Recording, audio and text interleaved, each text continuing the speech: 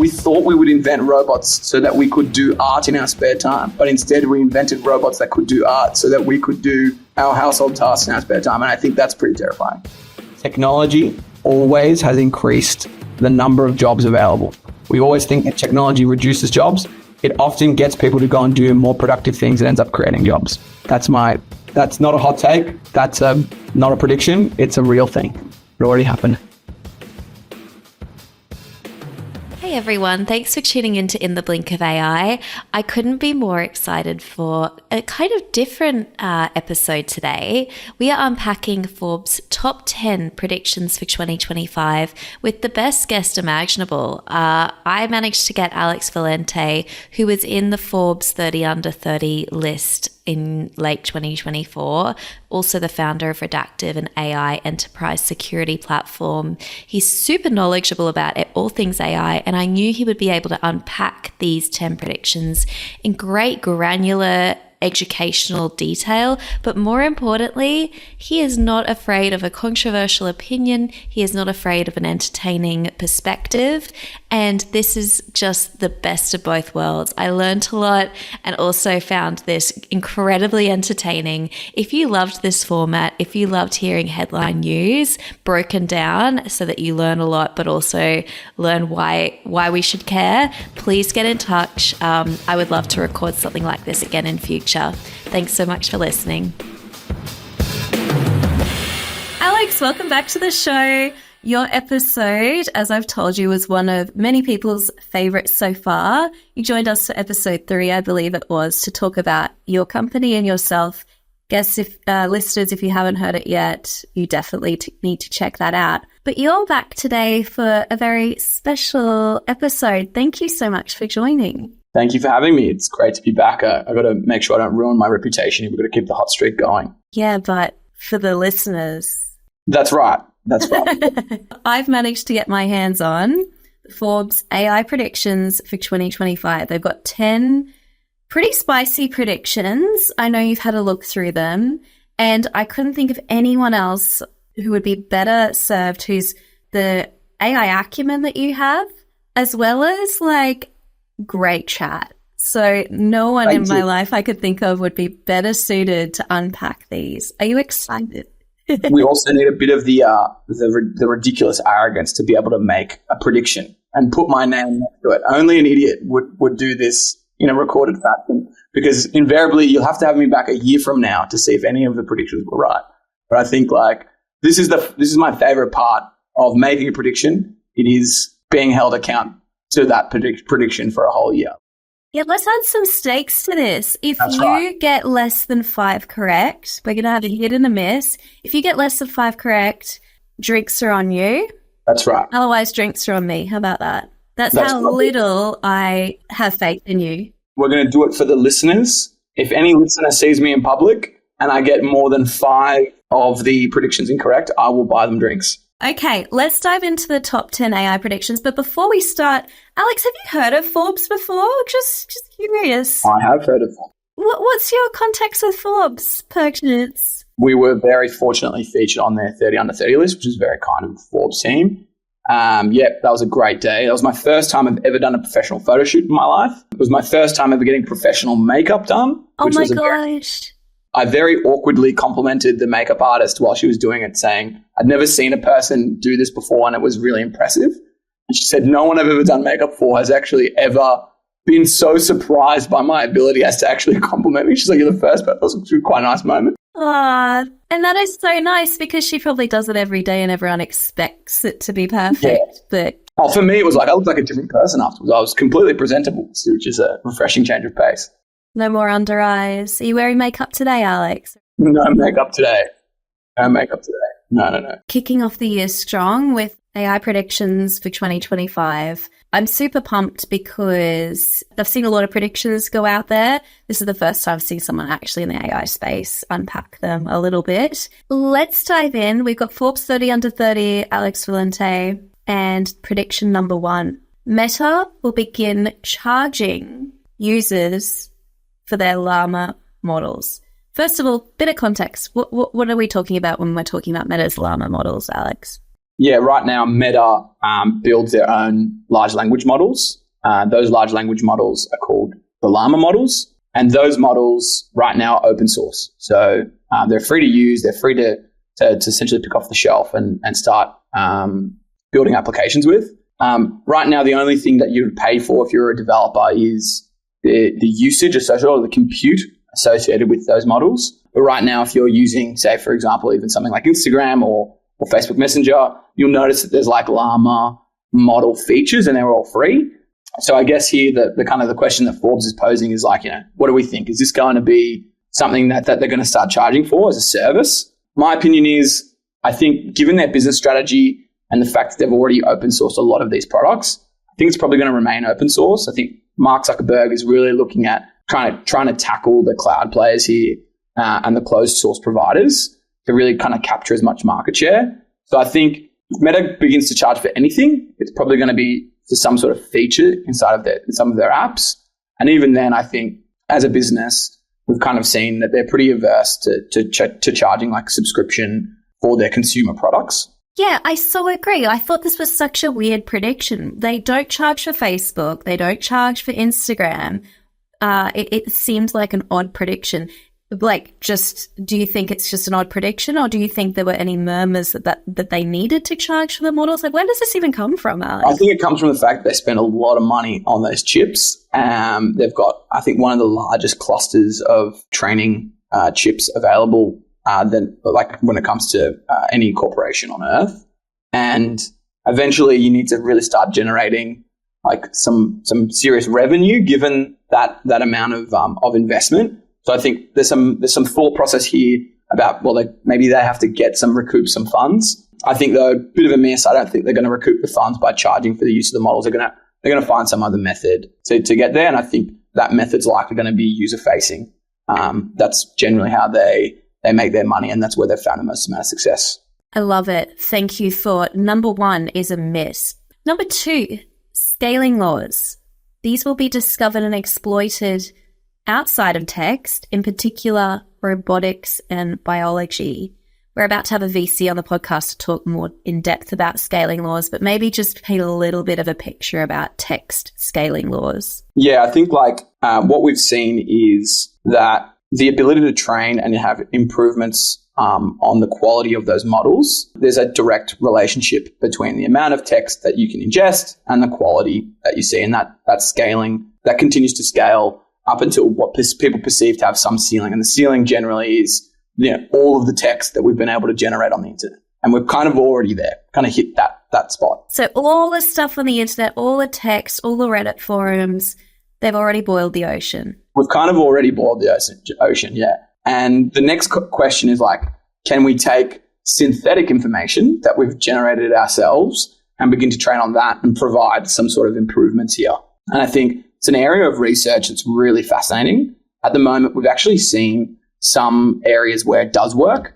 So, for example, it does work when it comes to generating different methods of representing logic in order to train a model to do more logical stepping through of a problem. So what models have been instructed to do is when they get asked a maths question, to transfer the reasoning into Python code and then try and run the Python code to answer the maths problem, rather than trying to answer the maths problem just by reasoning through the text. It's quite a unique solution architecture, but it seems to work. So we know that there's methods for kind of getting around this ceiling and kind of expanding the amount of scaling we have. I should mention, betting on ceilings of scaling is one of the worst bets that you could have ever made in the history of technology. Why? I mean, if you would bet on the Gutenberg, press to not print that many, books, you would have had a terrible return on investment. If you bet on the internet not getting too big, you would have had a terrible bet. If you had bet on the CPU, transistor count, you would have had a terrible bet. These are all bad bets, betting on a ceiling. So I tend to agree with Forbes on this one. I think we're going to see these things continue to scale, and I think we're going to see a lot of applications outside of just text. I think we're going to start to see things like robotics, like biology. I think robotics is an interesting one. We're already seeing a huge amount of application there. And I think when we get down to my predictions for 2025, I've got one already for robotics. So I'm going to agree with this one. I'll back myself. Well, thank you for that, because I did kind of want to hear a little bit more about the robotics side. Biology, we're seeing, we had a guest from Harrison AI on the show, and I get the med tech cases. Robotics, I want to hear more about. So that's a hit. Donald Trump and Elon Musk are going to have a messy falling out. Alex, this will have a meaningful consequence for the world of AI. Just an easy lowball one you. Easy one. Look, if betting on ceilings in scaling of technology is one of the worst bets, probably one of the better bets is betting on Donald Trump having a falling out with anyone. I would say it's an interesting one to bet on, though, just because we do find that although Donald Trump is probably a bit unpredictable and his relationship with Elon Musk is probably a bit odd, we do know that it's probably quite well-serving to both of them. When it comes to kind of politics, American politics, contact sport, if these two people are aligned, they're probably going to stay aligned if their interests serve each other. And right now they definitely do. So I might even take the inverse of this one. I might say, at least for 2025, I'll bet on them remaining. I believe they've been calling him the buddy-in-chief. Buddy-in-chief, Elon. Elon, yeah, I believe that's what it's very cringe. I vomited in my mouth a little bit just then. Yeah. I don't blame you. But yeah, let's give their relationship at least another year. I'd say for us. They could have a falling out, but it won't be in the short term. No, I don't think it's a short term thing. Epic. Thank you for that. What about web agents? Are we going to see them mainstream in 2025? Forbes is saying they're the next major killer application in consumer AI specifically. Yeah, I think this is where I start to get very opinionated. I think a lot of my predictions for 2025 are about agents. I do think that they're going to go very mainstream, and I think they're already going mainstream in the corporate world. So for a lot of the listeners who are maybe work in a big company, you're going to start to see agents emerge in your workflows and inside of your applications. Can you paint a picture for what that could feel like? I'm working back at Accenture. Like, where does the agent come in? Absolutely. You're going to probably have some tasks at work that look a little bit like, hey, go off and perform some research for me pertaining to this particular customer. And right now, the way that you do that is you go and build a picture of that customer. You might type into ChatGPT, hey, tell me what you would do if you had to go and do research on this particular customer. And there's a lot of you linking information together. There's a lot of you doing actions and then throwing it to the model to kind of synthesize the information. I think what you're going to see is that UI experience comes down to you describing to the model its job rather than it's the specific steps it needs to take. And it will synthesize the steps that it needs to take in order to complete that job. So the agent is almost like an employee inside of your company. And once we get to that stage, you're going to start to see workflows that look like, instead of you speaking to a model like it's trying to perform a web search, you're going to be talking to it as if it's a member of your team. And when it's a member of your team, it's going to do actions and access things on your behalf in order to solve the problems that you kind of assign to that team member. That's probably the easiest way, I think, to think about it. Yeah, this is something that I think everyone's can't stop talking about agents, right? You're an enterprise expert. You live and breathe enterprise. This question is really, about consumer AI, but I can't not ask you, when does enterprise versus consumer, where do you see one really taking over? Yeah.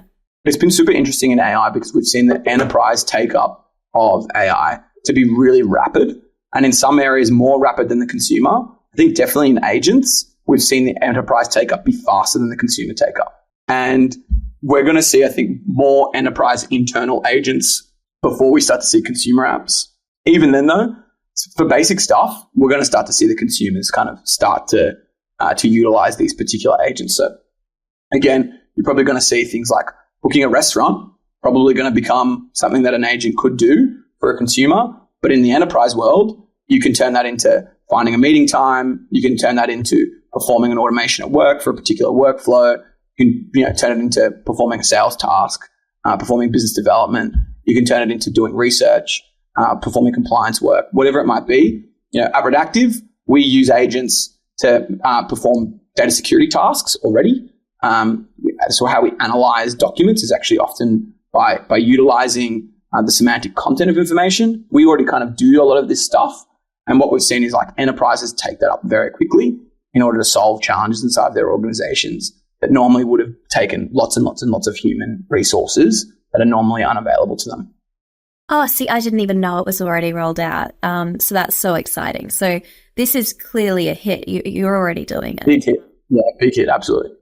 I actually want to start using agents because I have 3 bands that I like these days. I'm too old. I don't discover new bands.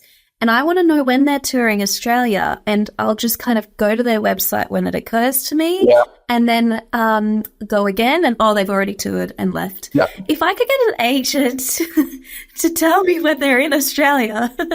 I like this. I think Spotify needs to maybe be notified of this as a feature request. This is a great idea. Spotify listeners, sort it out. Yeah. Okay, we're halfway. Prediction number 5. Multiple serious efforts to put AI data centers in space will take shape. I feel like we've gotten to the insane part of the interview because this to me sounds like batshit crazy. Hey, sometimes when you come up with 9 predictions, you need a 10th. I would say it's not the worst thing I've ever heard, but it's probably not the best. I know how expensive these data centers are to build, and I have to admit, we think of chips as very small things.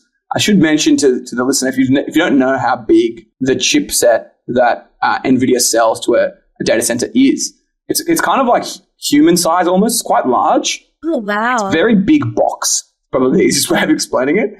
And this very big box consumes a lot of power, and it's very expensive.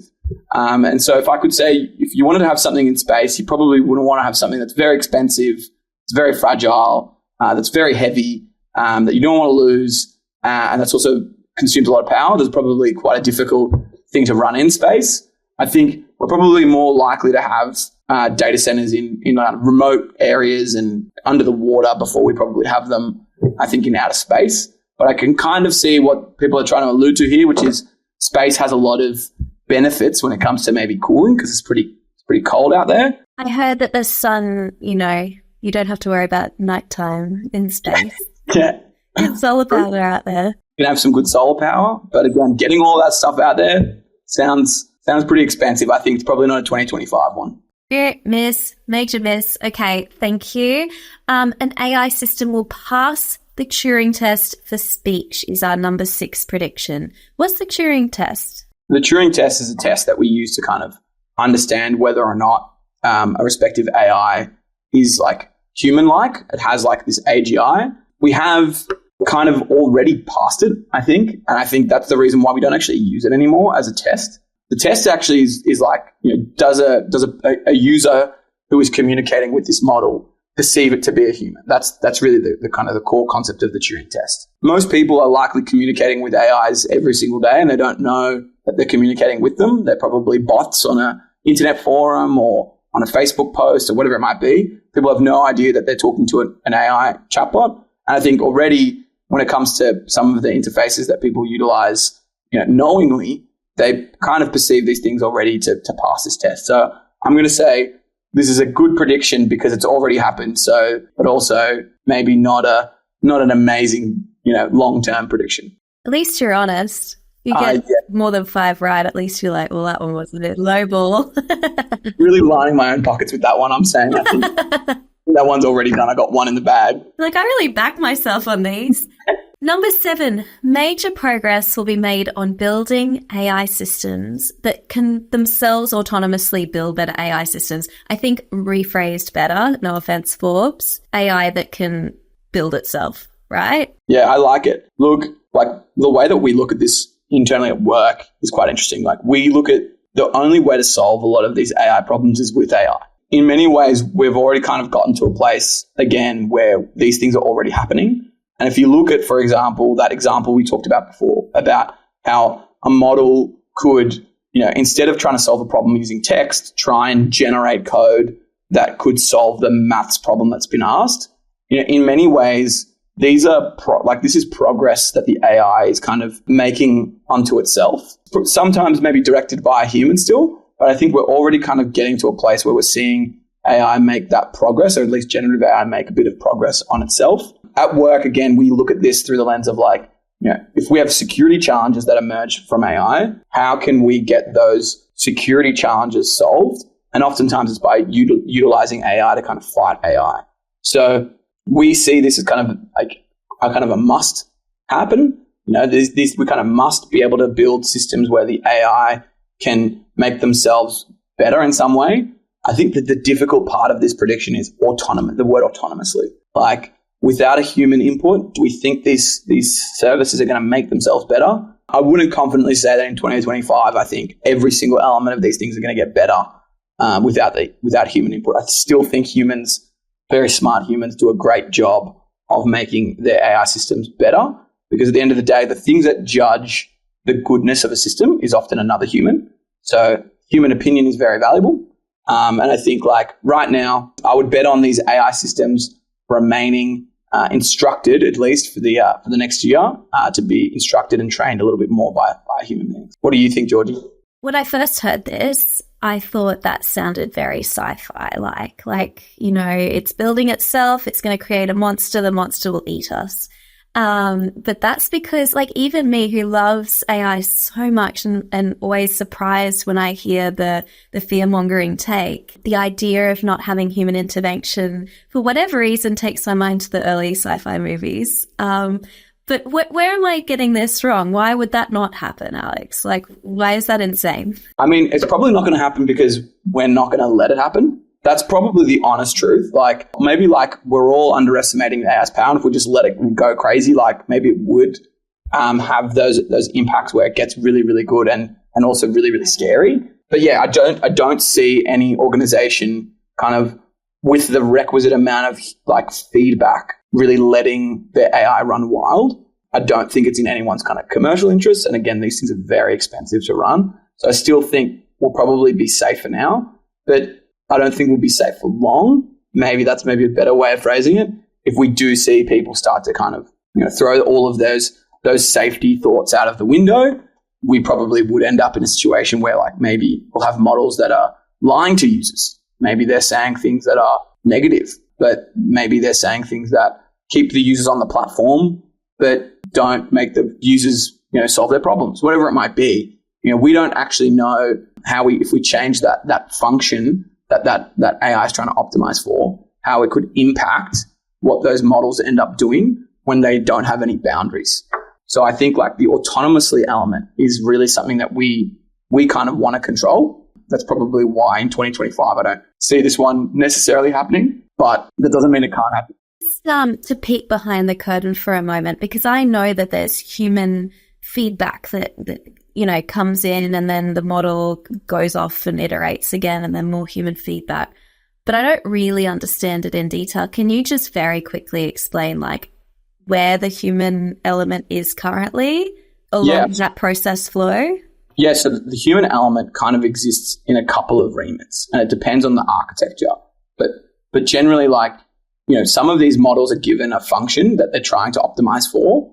And that's how they're constantly fine-tuning towards getting this number higher. And so they might, if let's say a model provider is trying to keep users on the platform, they might make that function the amount of time a user spends on that platform. And oftentimes this has been the criticism of things like Facebook, is the fact that a lot of the stuff that Facebook pushes you, which is again an AI algorithm, is often there to push you to spend more time on the platform. And so it pushes you controversial things that don't make you happy, things that you want to spend time commenting on.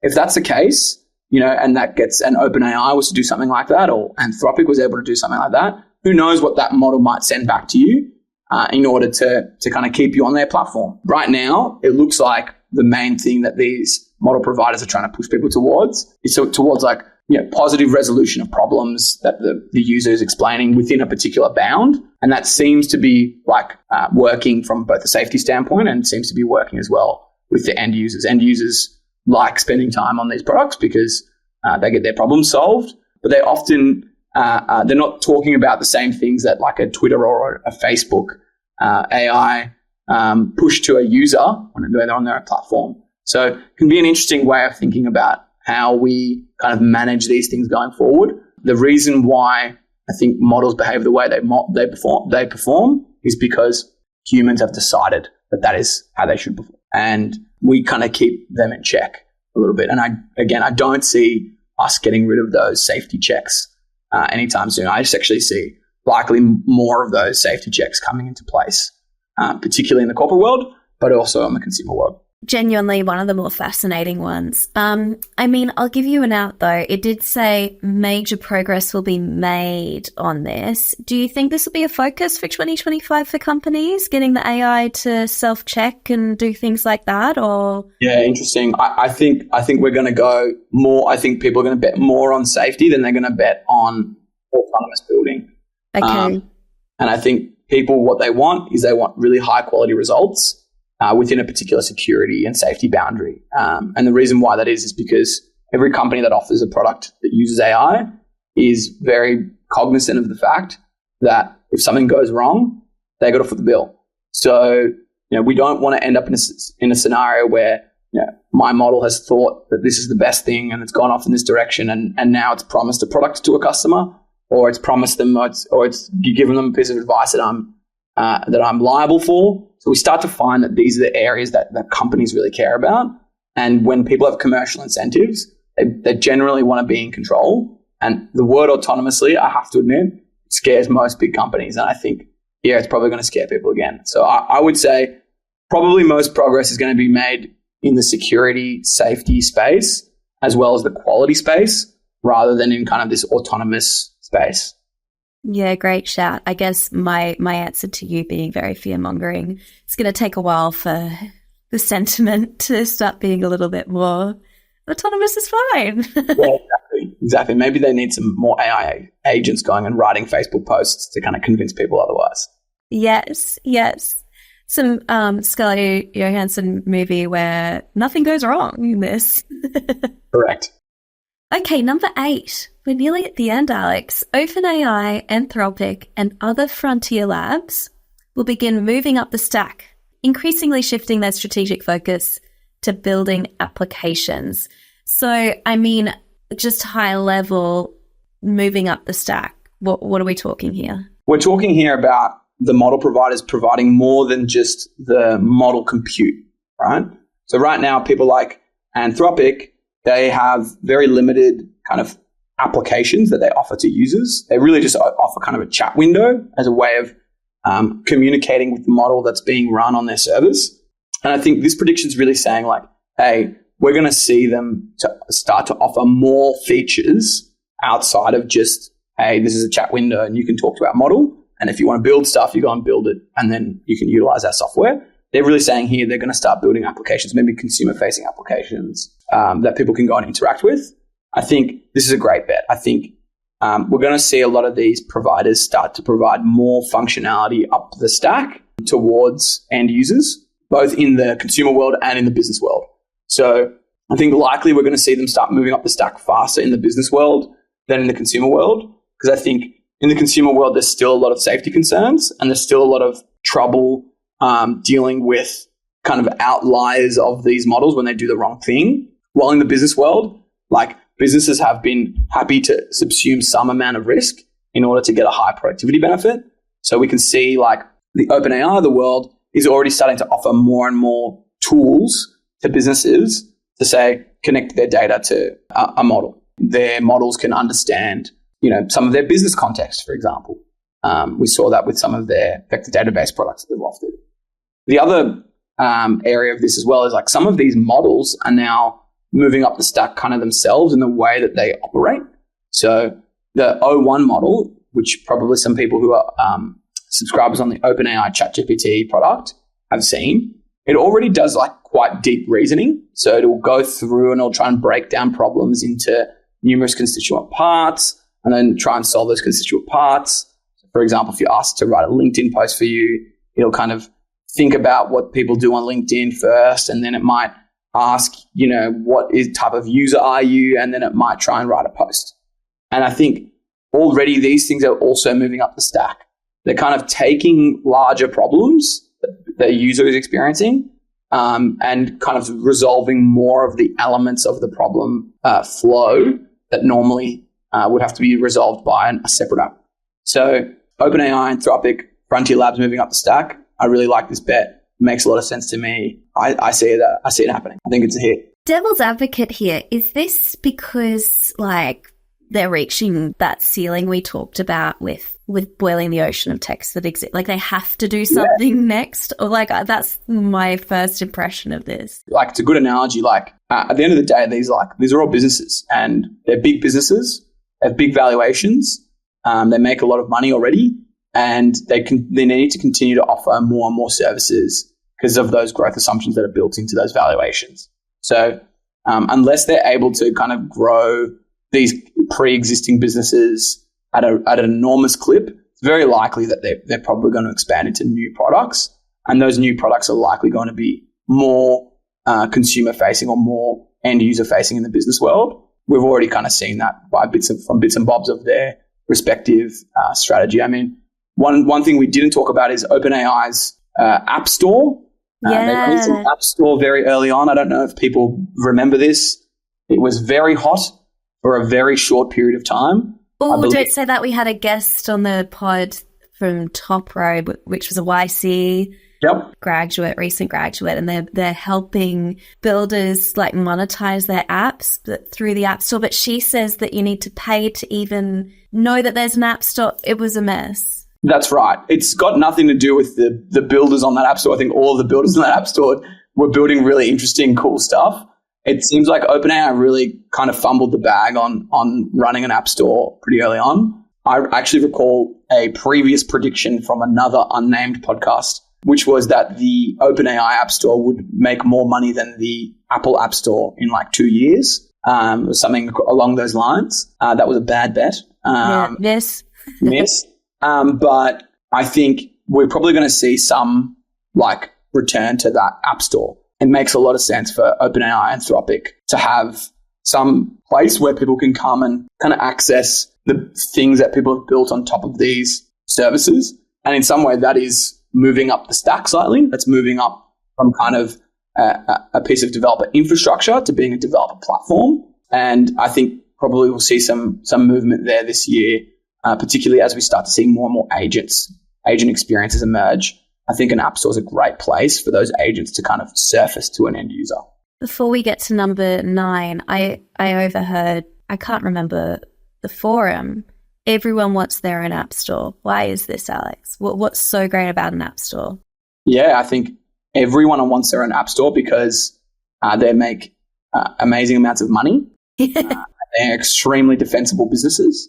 So the App Store on Apple, the App Store on Android, the App Store that you see when you go and play video games on something like Steam, they make a very large sum of money. They sell digital products, which are very easy to distribute, and they're highly defensible because they have a large number of users, and they go there to purchase their products that are run then on their respective devices. They're great for a company that has some sort of moat, and they're looking to monetize that moat. And here for Anthropic and OpenAI, they would argue they have a very large moat pertaining to the data they have on their customers and the data that they've used to train their models. And they're looking to find additional monetization methods.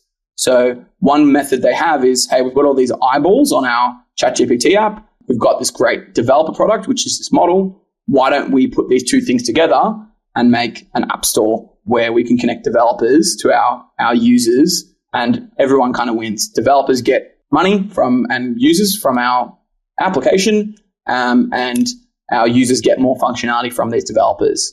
And we win because we get to clip the ticket along the way. And oftentimes those clips are very substantial. Yeah, it cost me $100 for my app to be on the Google Play Store per year. Yep. One little tiny app that I didn't monetize. Yep. And I can't remember, Apple would have been similar. Imagine that for every app. And imagine them clipping the ticket. I think it's in the tens of percents for every microtransaction that happens on those applications. Printing money. I mean, lots has happened in this space from a legal standpoint. So you had the litigation that Spotify had with Apple over a very extended period of time, where they didn't believe that Apple's amount that they were charging them was fair. I believe they won that litigation, probably rightfully so. But for a very long time, you were unable to purchase the Spotify license inside of the app. You had to go to the website and buy it. And the reason why was because Apple was taking a very large chunk every time someone went to click buy inside the app. Oh my gosh. Oh, some extra spicy hot takes embedded in there. I'm loving this. Absolutely great business. I would say 8. That's a great bet. Okay, big hit for number 8.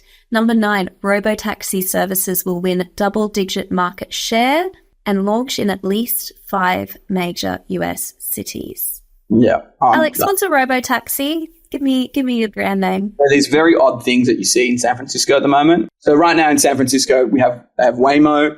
Waymo's the Google RoboTaxi. It drives itself. It comes and picks you up. It is a fantastic experience. I think the first time we met, you told me about a Waymo. I think they're awesome. They're a bit... Everyone thinks they're awesome though, right? Yeah, they've got very high customer satisfaction. Yeah. I've spent I've done quite a few trips in a Waymo. I would say they're a bit cautious. Slow or just... They kind of drive like my mum drives. So... Gotcha. They're turning left and turning right. There's a... Terrifying. Yeah, exactly. My mum drives. Is it the Italian side or something? Italian woman driver? Yeah, I think my mum's now... She's officially a nonna now, so she drives like a nonna maybe. Oh, I had a nonna. Yeah. So, no, she's cautious, and so are the Waymos, but they're very popular. So people often say it's a great experience because, you don't have any issues with rider safety when it comes to the driver and the rider, because obviously there is no driver. So people feel more comfortable putting their kid in a Waymo than they normally would with just another random driver. Same with a lot of young women say they feel a lot safer in a Waymo because they don't have to communicate with a driver really late at night. That's such a great point I wasn't even thinking of. Yeah. So lots of people report really high satisfaction with these products. I think in San Francisco, they're probably already a double-digit market share. I would bet on them going to another 4 cities. I think they're a pretty killer product. And I would also say it's been pretty amazing to see the moat that was supposed to exist with ride sharing disappear very quickly when people started using things like Waymo. Oh, so you're saying how did Uber's market share get impacted by the Waymo recently? Absolutely. So lots of people said, for example, it's really hard to attract consumer eyeballs onto this app, but consumers have pretty quickly moved onto these applications from apps like Lyft and apps like Uber. So it'll be super interesting to see how those businesses behave in light of ride sharing kind of being disrupted by RoboTaxis. And I think it is happening right now in front of our eyes. Probably what is one of the largest employers in the world, which is transport. It is being disrupted in front of you in San Francisco right now. You can go and look at it, and it is a real innovation that's happening as we speak. So I think this is a big bet, big yes, big hit. Amazing. I love this one. I can't wait to ride in a Waymo. And you've really articulated exactly why I'd be excited, apart from just the cool technology. Just for the listener, I think it has already launched in, as you mentioned, Alex, San Fran. Actually, I'll give you a chance. Do you know the other 2 cities it's launched? I want to say Phoenix. Yes, correct. And I want to say maybe somewhere else in California, maybe in LA. Correct. Too smart. There's predictions about where else. Any guesses? Got to throw surely Austin in there for the innovative. I've got an idea on the other ones. Do you have you got any ideas?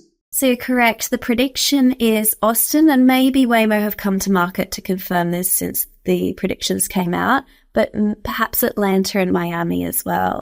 Super interesting. Big car cities. There's a lot of people getting Uber rides and getting ride sharing around in all these places.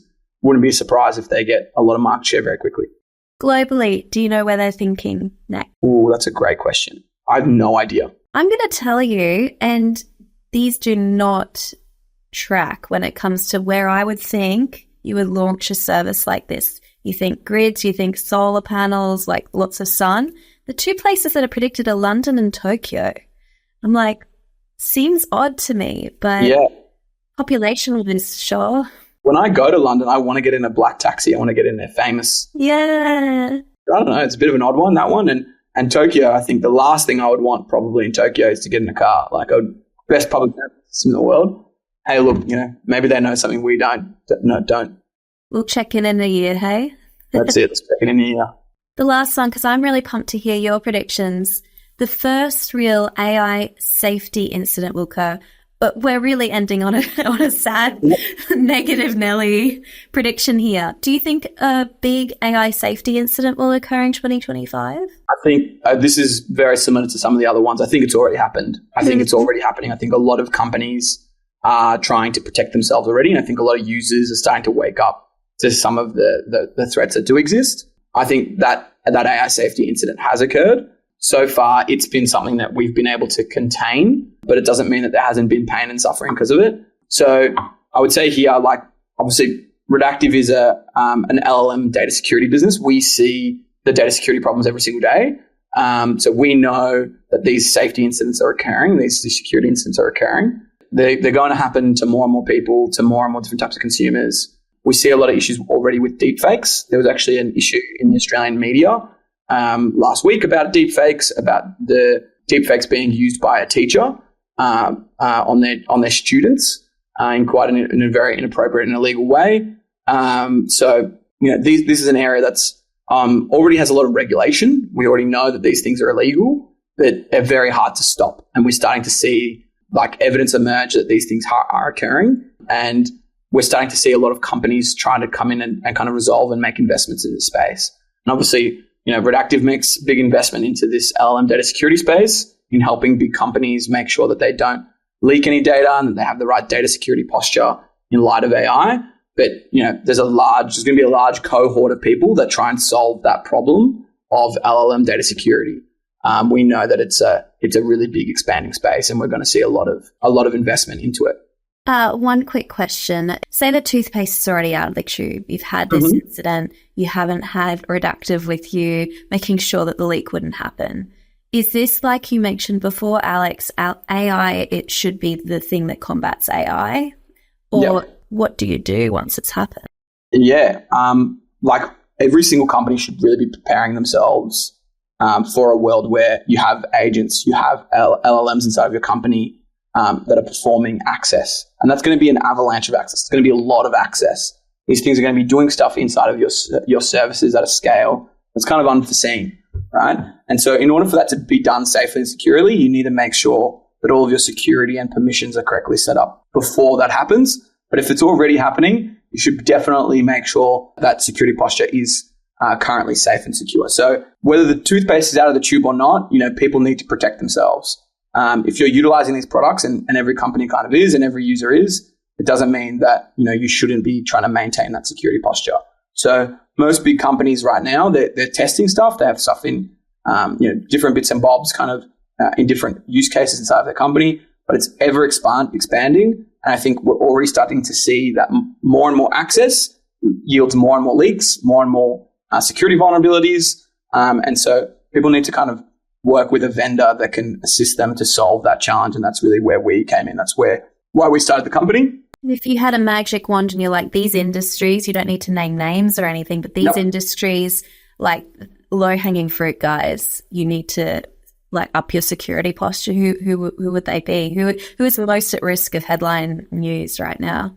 Most at risk of headline news is any company that has lots of users, lots of people, and then secure data. So what we found is like, people in the financial services industry, all of a sudden they go and get Copilot. The first thing that they do when they get Copilot is they type in, tell me about something bad that's happened at a Christmas party, or tell me about, someone's personal information, or tell me about, a particular company's financial position. And they use all of these things inappropriately. That is just one leak, one threat vector inside of a very large amount of access that's going to happen inside of a company. So you can imagine that's one tool, that's Copilot, that's inside of one company that's already causing data leaks.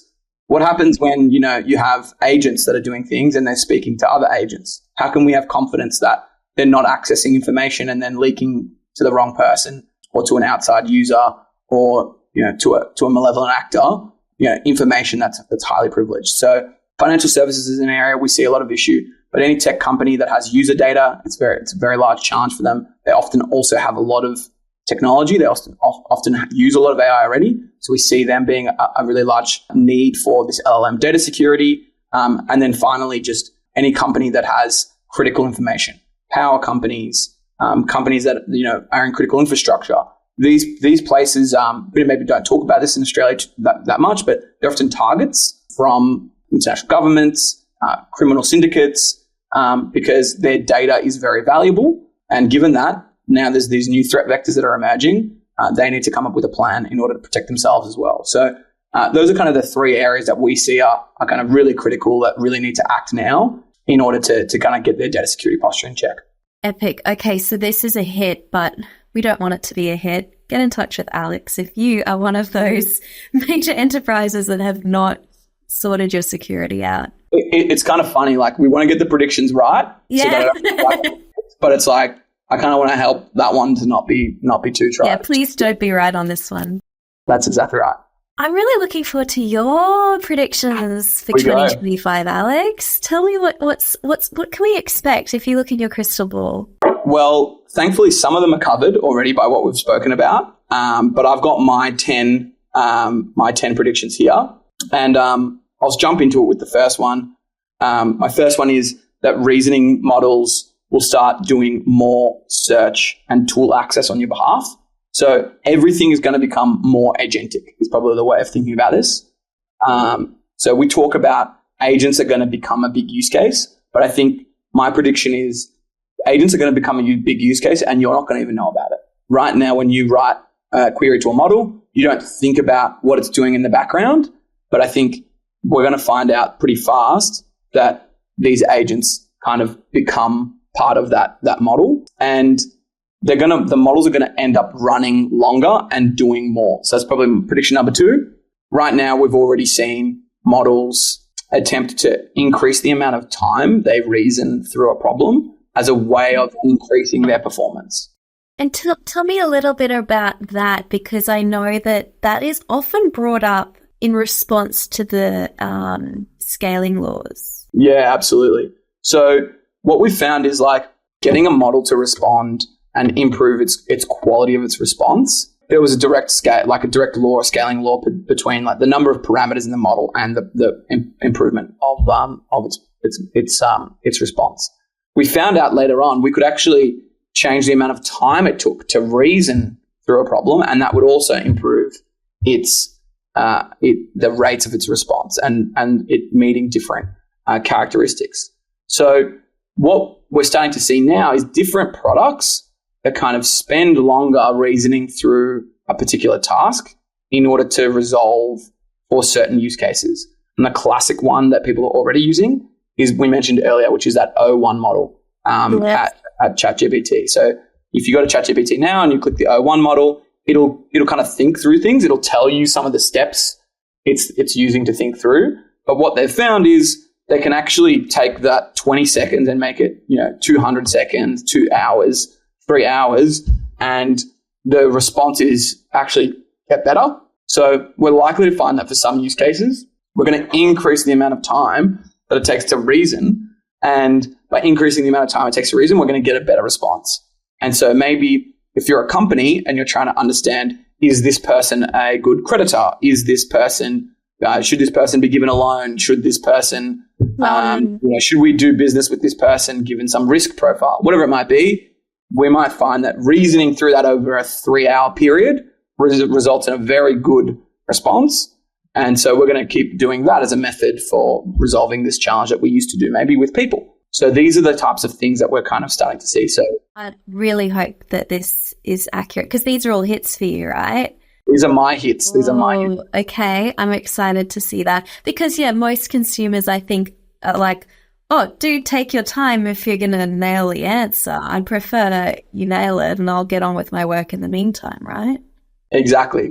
So I think as well, we're already we spoke a little bit about robotics as well. Like someone said, if a robot took a really long time to iron your clothes, would you care as long as they ironed your clothes for you? And the answer is like, I don't care if it takes... I'm not ironing them. Take your time. Exactly. It's the same. Oh my gosh, Alex, we bought a washer dryer since the last episode. Every time I look at it, I'm like, thank you, Alex. We washed like 20 towels at once. The best. I'm telling you, the other thing, next thing you need to get, when you need to get a dishwasher that when it finishes, it opens the dishwasher slightly. I don't know this if you've ever seen this feature before. No. So when the dishwasher finishes, it just cracks the dishwasher open and then the airflow dries the dishes. So when you leave the house, oh my God, another winner. You come back to the dishwasher, it's already, the stuff's dry. There's no like streak marks on it. It's much better. I've got so many opinions on household white goods. We get you on the white goods episode. Get me a whole episode on white goods. I can talk about it forever. Actually, sorry to take you off piece, but one more thing. Every time at the end of the episode when I do the rapid fire questions, I say, what would you like to use AI for? It's always household tasks. Of course it is. Everyone hates household tasks.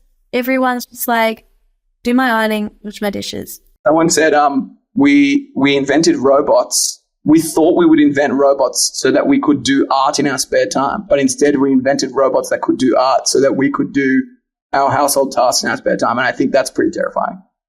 Yes, I'm just doing more folding. That's it. It's a shocker. It's a shocker. I've got a prediction on here for us, which is, we spoke about robotics before, but the hardware conversation is going to shift towards more accessible hardware. And we saw NVIDIA with that new Digits desktop thing that they've kind of put out, which is a $3,000 kind of AI computer that you can put on your desktop. Great for researchers, great for companies that maybe want to test with stuff. So we're seeing some more accessibility there. We're seeing Apple make lots of investments into consumer hardware that can run AI workloads. Is that what Apple are doing? Because I just thought they had given up. Their investments on their chipsets are super impressive. Like, don't get me wrong, I think we all kind of know that the OS changes to notification summaries, bit of a miss. I heard that the Photos app was really shitty too. Oh, the Photos app. Let's not get started. I don't know about you. I can't find any photos anymore. Can you find any photos doing? I'm a Google girly. I just laugh from my Android high tower because you guys have been making fun of me for years. That's right. We have. And I want to know in private. What phone do you have, and why does it have a USB adapter? Now look who's laughing, Alex. I don't know who's laughing because I can't find them on my Photos app. You don't have any friends now. I don't have any friends anymore. Okay, we're at number 4. Yeah, this is number 4. The other element of this consumer hardware thing is Consumer Robotics. Tesla's got the Tesla robot. I think that was about 60,000 USD they kind of predicted. In China, they've released via Unitree Robotics, which is like quite a famous robotics company in China. For $16,000, you can buy a humanoid robot that kind of has like pretty state-of-the-art tech inside of it, that you can train to kind of unload your dishwasher. So we're seeing massive advancements already. We're going to see more advancements here. I think it's going to get more accessible. It's not impossible that in the future, in the next couple of years, you're going to see a humanoid robot doing a task. I don't think that that's an outrageous prediction. 2025? Maybe 2026 now. Okay, end of 2025. End of 2025, exactly. My next prediction, so what are we up to? We're up to prediction number 5 now, or number 4. We're going to see agents start touching customer data and start touching the interface with customers. So when you go to talk to a business, you're going to start to talk to more AIs. They're going to do more things for you. Right now, I don't know about you, I recently called a Optus hotline. I went through the button pressing with the fake robot to get to the human person. The human person goes, and starts doing another checklist of items, obviously on the other end of the phone line. We're likely going to see a lot of those basic operations get done by an AI. I think my bet is that early on, they might give you a choice. They might say, hey, do you want to talk to an AI now, or do you want to wait 10 minutes and talk to an operator? And people might take that AI option and see where it leads them. But we're probably going to start to see more of these customer-facing agentic workflows start to emerge, I think, in 2025. I do a lot of online ordering for groceries. It's just one easier life hack for me personally. And anytime there's a tiny issue with the order or whatever, I've never actually gotten to the point where I've had to speak to a human. And I've actually really enjoyed that experience. So yeah, I tend to agree with you. It's like when those things work, they feel awesome. Yeah. They give me my money back too. And I'm like, thanks, Chaplin. Thanks, robot. You and I can hang out. I'm making dollars at a time. Exactly right. I don't know about you. I'm often reporting like bruised bananas from my order. Like, they go get my money back. I've had a really bad one where they sent the entire wrong order and it was a Georgia H, and it was like my specific pet peeve because it's not my name, but everyone always calls me Georgia. And she had ordered, she must have been like having a barbecue. She ordered like so much meat. What? Like we could not physically fit it in our freezer to eat because you can't give it back once it's been delivered. Yeah. Safety issues. And I was like, try and not waste food here. And, family of 4, we could not physically eat that much meat. I mean, that's like a weird one. It's like kind of a good thing. Like you got a lot of expensive products and then it's like kind of like a bit annoying. Like carnivorous diet for a month is a bit tough. And it was like, not judging, but like I prefer a lean meat. So it was just that really fatty mint. So you're like, oh man. Not for the 4th meal this week. Number 5, we've seen agents are going to talk to customers. We're going to see agents talk to other agents. That's the next thing. So we're going to see that agents are going to begin to try and do a job. And in order to do their job, they're going to talk to another agent. And you can start to see how with this picture of like more and more agentic workflows touching more and more data, doing more and more tasks for more and more people, we're going to see like a really big security and safety question get asked. Lots of people are going to care a lot more about that when they see a lot more access happening. And this is a lot of this conversation we were talking before about like there's going to be a lot of access. Like models are going to be doing a lot of actions. They're going to be doing it likely on your behalf, which means they're going to be accessing things as you. Freaks up my time not talking to a chatbot, correct? That's it. Yeah. That's exactly right. And it's going to free up time for you. It's going to be an amazing experience. It's going to go and make sure that you've got the right healthcare coverage when you go and ask your healthcare bot to do that. It's going to make sure that inside of a big business, that the form gets filled out in the right way, or that the customer passes an AML check or whatever it might be. But again, it's going to be a lot of access, and companies and people are going to want to make sure that those workflows are really secure and safe. Because when it does access things on your behalf, you're going to want to be able to approve it. You're going to want to be able to make sure that those things are correct when they happen.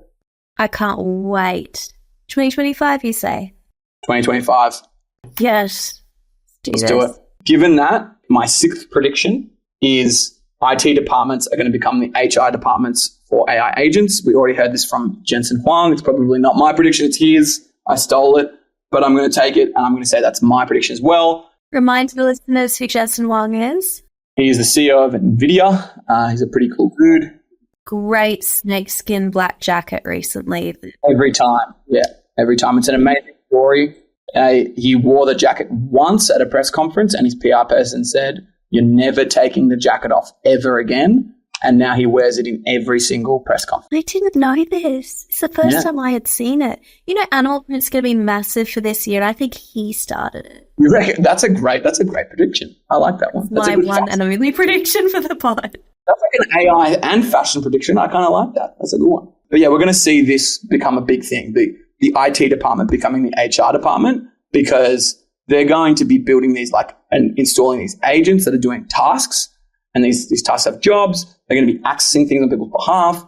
People are going to be talking to them and utilizing them. So they're going to have to manage how those actions are occurring inside of an organization to solve for jobs. And it's not going to be a conversation now about I buy a tool. People are going to be buying an agent. That agent solves a job. And the tool is going to become a little bit of the second tier when it comes to solving a problem. People are going to try and solve problems, I think, first with an agent. And then when they can't, they're going to try and solve it with a tool.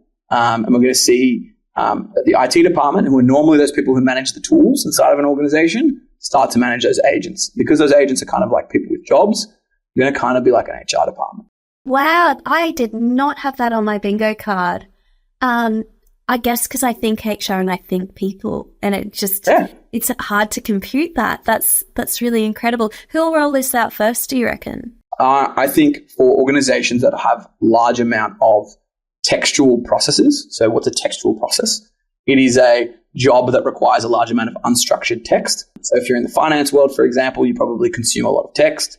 If you're in the legal industry, you consume a lot of text. We already see a large amount of permeation of agent experiences in there. Insurance is another large one. But then in technology, we see a lot of people that have to deal with a lot of processes. They have to analyze a lot of customer information. They have to analyze all these different jobs. They might have compliance. They might have governance challenges. We see a lot of these things getting automated by agents really fast.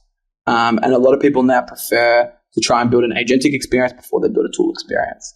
And so like that is the reason why we're seeing IT departments, like when we speak to them, they go like, we need something to kind of be able to manage these agents. Like, what are we going to do? So it's a big topic of conversation, and we see that being really, really valuable going forward. Epic. Let's do the next one. I think we're up to number 6. I've got 7 in my mind. Let's say 7. I'm not following. Create a Substack of these afterwards, so everyone can. Thank you. Yeah. You're welcome. I've got AI agents have a big security event. That's my prediction as well for bad security event. Not good. Bad one. We're going to see some companies get this wrong. We're going to see some users get this wrong, and we're going to see those agent experiences leak data. We're going to see people try and use them for malicious activities. We spoke about this before, and I think for a lot of people, they need to get their LLM data security in the right place. And I think most people don't have that right now. And so they're probably going to need to start to think about like, how can I get myself ready to use these experiences? Could be consumer. I think it's likely going to be corporate, because we're going to see a lot of the corporates start to do a little bit more than the consumers early on. But it'll be, again, that avalanche of access that really ends up hurting. Alex, can this happen even if there's no bad actors? Even if there's not someone trying to hack the system? Can it just happen like innocently? Yeah, right now that's most of the time that it happens with people trying to use tools and they accidentally don't have things set up correctly. And then before you know it, they've leaked data to the wrong person. This has happened to me. Like, I won't name names, but I was a consultant and people gave me very personal data about the company, and like it was very awkward for everyone. Like, it just happens. Human beings are kind of pretty good at figuring out when information, like they shouldn't have access to information. They go like, this is probably not, it's not something I should know. You know, AI agents are terrible at that. They actually don't have that at all. Like, they'll just use any information they think is relevant. We use relevancy as the metric to kind of determine whether or not something is used. So this is really the space that we play in. It's like, well, if these things, all they care about is relevant information, like it's really hard to get them to understand what is the right information given security and safety. So that's probably where I think the next kind of frontier of security is going. It's, hey, we're going to have a big security event and we need to make sure that we're ready for that. Yeah, it's something that we don't want to have happen, but yeah, I can see this happening too. Yeah, exactly. Number 8, I think we're up to now. China enters the model battle with low-cost LLM options. So now get a bit of geopolitics involved. Last time, in the Forbes article, they had American domestic politics. Well, I've got international politics. I raise them and I raise them in turn. Like, I think everyone recognizes these things to be of a strategic importance to countries. And given that it's a strategic importance, I think China's made pretty big leaps and pretty big investments. And we know that China loves to compete on cost. That's a great way for them to enter more markets very quickly. And I think with DeepSeek AI, who's like their kind of national champion when it comes to LLMs, we've already seen them produce a really high quality LLM for a very low cost. And they're likely going to try and distribute that as much as possible to get as many people using that and kind of chip away at the global competition when it comes to kind of AI. China's always been great at AI. There's probably no reason that they wouldn't be good at this as well. So we're going to see them really enter the race. Yeah, that's a really hot take. Does that concern us here in Australia? It's an interesting one. I guess like the truth is we don't know. Like, we don't really know how this is going to play out. We know that there's quite a robust regulatory framework kind of globally on how things are being computed, on how we share data, where business data should go. We know obviously America is kind of in a trade war with China. They kind of tariff a lot of their products. And it's very likely that, like, if America was to see these Chinese products get market share in America, they'd likely tariff them again. But I think the Chinese market is really interesting because it's more about the consumer. Like, there's nothing that stops a consumer from typing in a website and going and using something if it's cheap and it's really good. And like, China does really well at that. And so it's going to be difficult to kind of see how a consumer would behave in this scenario and whether or not they're able to beat out kind of their American peers.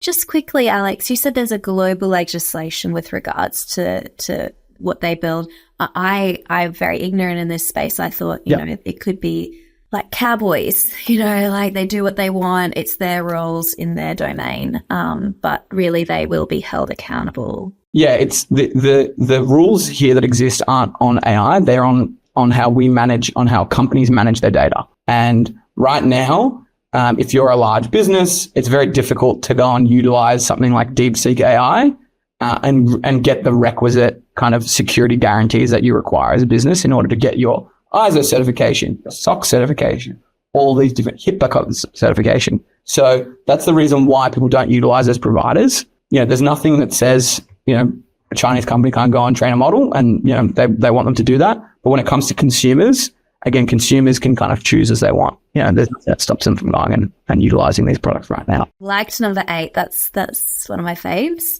What's number 9? Number 9, we're going to see chip competition heat up. I think last year we had a lot of announcements come out from big companies about their chips, but so far NVIDIA has really dominated the space. Yeah, they've got a monopoly basically, right? That's right. We see a lot of pretty much every single company still buys all of their stuff from NVIDIA. But we've seen from AWS, they've started to release their own chipset that enables them to do very low cost inference. So this is not too dissimilar to a lot of stuff that Google does as well. They have TPUs. We think that maybe Google might move into a space where they start to offer more chips that do lower cost. Yeah, because they're not going to buy AWSs. So no, they're not going to buy AWSs. Exactly right. We see Grok, the ASIC manufacturer that makes specific chips for very low cost inference. They've also entered the market. They've been very successful. So we're starting to see like these providers come out and compete in the chip space. And generally where they compete is they compete in inference. Like, hey, let's leave training to NVIDIA. They can kind of keep that market. But maybe where we can kind of get our foothold and chip away at their market share is at inference. And that seems to be working. So Grok, for example, very highly performant chipset, very affordable. So we're looking like that's going to be a winner as well long term. So we're probably going to see a lot of the businesses continue to invest in their own chips going forward. Hey, Grok chips for 2025 is a really hot take that I'm going to look out for. I love that one. I didn't know. GROQ, not GROK. Probably the most annoying thing in the AI space at the moment is that Twitter's LLM is called Grok, and that is also a chipset manufacturer. I was thinking with a K, with a C, with a Q, with a C. So we'll see a cost reduction there for customers. And then finally, I think we're going to see AI success for big companies. This is prediction number 10. AI success for companies become a financial metric in markets, public markets. So we're going to start to see public markets asking companies, what is your organization doing in AI? Do you have a strategy? You know, what are you doing? People see the productivity improvements. They see the potential for growth. They want to make sure that the companies they're investing in have a strategy and that they're making really, really intelligent investments, and that they want to make sure as well that it's going to be done safely, securely, and that they're not going to have to worry. We're going to see financial markets start to ask these questions, but we're going to start to appear on, you know, quarterly updates, AGM. These are the types of places we're going to start to see a lot more conversation about AI, in the same way that we see conversation about ESG, in the same way that we see conversations about their financial performance, their strategic performance. We're going to see that, I think, emerge as well.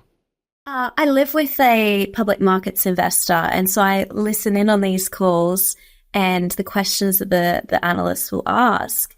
And yeah, it's so funny you mentioned ESG. You know, the environmental and social consequence of the company became very important for obvious reasons. And I haven't overheard specific AI questioning yet, but know that they have to be just as on top of the AI movements as anyone. That's it. And I think like in 2025, you know, when you start to see financial performance of companies change and them crediting their AI strategy, maybe, hey, we had a massive productivity improvement from this AI agent, or we had some, you know, additional revenue coming from some AI product. We're going to start to see their competitors get asked those questions. And before you know it, it's going to proliferate throughout the financial market. And if it means a reduction in headcount in the company and saving more costs because of that? We'll see. I would actually say technology always has increased the number of jobs available. We always think that technology reduces jobs. It often gets people to go and do more productive things and ends up creating jobs. That's not a hot take. That's not a prediction. It's a real thing. It already happened. Nate, what a positive note to finish on. You've been so generous. It's honestly such a treat to get to pick your brain. I've learned a lot, and it's also so juicy. So the education, entertaining, you've still got it, mate. You've still got it. I really want to give you the opportunity to shout out as well. At the end of our last chat together, you guys were hiring at Redactive. You're one of the 3 co-founders. What's happening? What would you like to shout out to people that have listened? Yeah, absolutely. We're currently hiring a designer. If anyone's a designer, we're keen to have a senior designer come and join our team. So that's the first thing we are hiring. Jump on our hiring page, our careers page at redactive.ai. You can just navigate to the careers page on there and apply for a job. We'd love that. The other thing as well is we just published a white paper on LLM data security and for CISOs and other people interested in security. Super consumable. We'd love people to go and download it and give it a read. So probably my two shout outs for today. And then the other one is love a follow on Instagram and X, on Twitter, whatever it might be, LinkedIn. Come give me a follow. I'm often talking about these things if you're interested. So LinkedIn's probably the best place. I follow his Instagram. He's always on a boat. It's really like, demoralizing for the rest of us. I'm actually dressed like a gondolier. So we'll have the YouTube link if you want to see Alex's gondolier outfit as well. Yeah. Mate, I couldn't be more grateful. Thank you so much for unpacking all of these. And bonus 10 predictions. I'm looking forward to my drink. That's it. That's exactly right. Hopefully I get some of these right so I don't end up going bankrupt. I'm feeling positive for you. Thanks, mate. Have the best day. See you, everyone. Bye-bye. Thank you for listening to In the Blink of AI. You can check out the show notes for anything discussed in this week's episode, and we will be back next week. This podcast was produced by Day One, with music by Dan Hansen and visual artwork by Sophie Tyrell. If you loved the episode, please tell your mates. And I love AI news. Please share your thoughts and suggestions to georginarosehealy@gmail.com.